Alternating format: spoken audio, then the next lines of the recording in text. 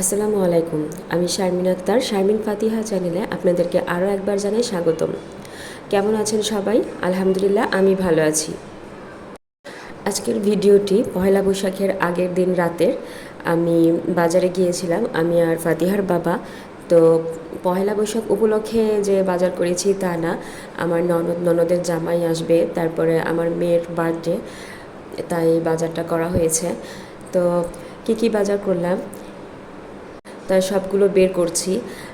এখানে বিরিয়ানির প্যাকেট আছে, তারপরে চা পাতা আর কিছু আটা আর ডাউল কিনেছি। আটাটা হচ্ছে আকিজের, এই নতুন একটা প্যাকেট বের হয়েছে, তো একটু অন্যান্য আটার তুলনায় এই প্যাকেটটার দামটা একটু কম, তাই কিনেছি। বললো তো ভালো হবে, দেখা যাক, যদি ভালো হয় তাহলে পরবর্তীতে আরও কেনা হবে।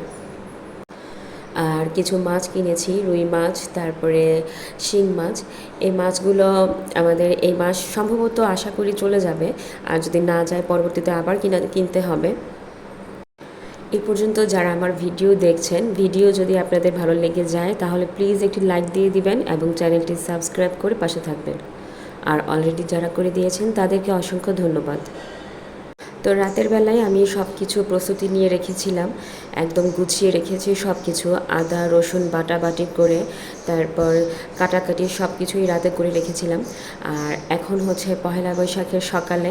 আমাদের কিন্তু শীতের কম্বল এখনও উঠাইনি আমরা। মাঝে মাঝে মনে হয় যে বৃষ্টি হয়, ঠান্ডা লাগে, আর আমার এই বাসাটা অনেক ঠান্ডা, মাশাল্লাহ, এসির কোনো দরকার হয় না।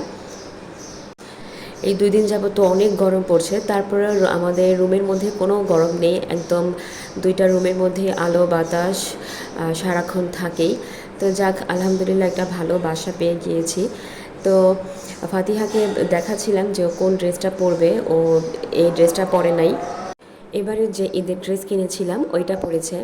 তো যাই হোক, পয়লা বৈশাখ উপলক্ষে মেয়েকেও কোনো ড্রেস কিনে দেইনি। তো আমার রুম গোছানো শেষ, 2টা রুমই গোছানো শেষ। আমার মেয়ে এক রুমে রেডি হয়ে গিয়েছে। এখন আমরা ওর স্কুলের উদ্দেশ্যে রওনা হব। ওর স্কুলে আজকে সাংস্কৃতিক অনুষ্ঠান আছে, তো তাড়াতাড়ি যাওয়ার কথা, 8টার দিকে যাওয়ার কথা, কিন্তু আমি অবশ্য যেতে দেইনি 8টার দিকে, কেননা অনুষ্ঠান শুরু হতে হতে অনেকটাই সময় লাগে। ওকে এখান থেকে আমি 9:30 পৌনে 10টার দিকে নিয়ে গিয়েছিলাম। তো এসে দেখি প্রায় শুরু হয়ে গিয়েছিল অনুষ্ঠান।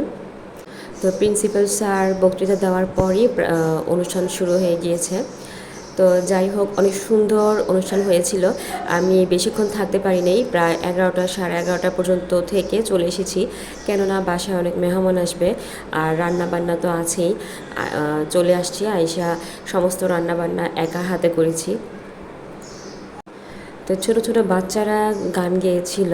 এই গানটা হচ্ছে এসো হে বৈশাখ এসো। তো গানগুলো অনেক সুন্দর হয়েছে, তারপরে নাচগুলো অনেক সুন্দর হয়েছিল। ফাতিহাকে বলেছিলাম যে আমি অংশগ্রহণ করো, ও তো আবার নাচ গান খুব বেশি একটা পছন্দ করে না, আর প্র্যাকটিসও নাই ওর, এজন্য কোনোটাতেই অংশগ্রহণ করেনি। তবে বৈশাখে অনেকেই ঘুরতে পছন্দ করে। আমার পয়লা বৈশাখে কোথাও যেতে ভালো লাগে না, প্রচণ্ড ভিড় থাকে আর প্রচণ্ড গরম থাকে। এ কারণে বাচ্চাদেরকে নিয়ে আমি কোথাও বের হই না, ঘরের মধ্যেই অনুষ্ঠান যা করার করি। আর যেহেতু ফাতিহার পয়লা বৈশাখের দিনই বার্থডে, তো ঘরেই যতটুকু আয়োজন করার করি, এছাড়া আমি বাহিরে বাচ্চাদেরকে নিয়ে ঘোরা পছন্দ করি না। তো আজকে এই পর্যন্তই। পরবর্তী ভিডিও দেখার অপেক্ষায় থাকবেন। আল্লাহ হাফেজ, আসসালামু আলাইকুম।